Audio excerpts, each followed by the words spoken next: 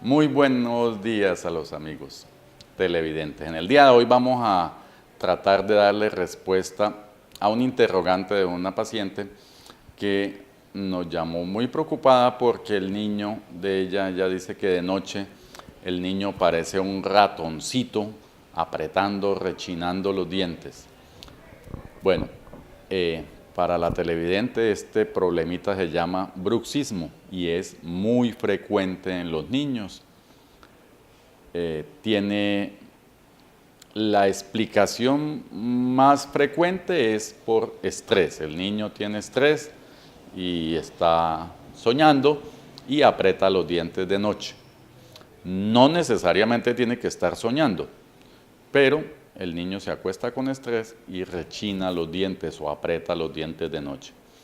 Hay otras ocasiones en que los niños aprietan los dientes porque tienen parásitos o lombrices, entonces no está de más llevarlo al médico, una purgadita. Se supone que uno se debe purgar 1 y hasta 2 veces al año. Manejando primero si existe el riesgo de que sea por parásitos, pero principalmente es por estrés. Entonces, si el niño no se está desgastando demasiado los dientes, como vemos en estas imágenes, si no hay un desgaste que sea muy grande, no hay ningún problema y es un desgaste que se puede manejar y que será normal y que no va a afectarle los dientes definitivos. O sea, estamos hablando de niños con dientes de leche.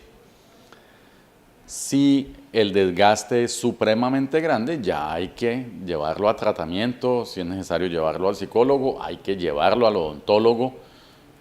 Si es necesario mandarle a hacer unas placas para que pueda dormir sin desgastarse tanto los dientes.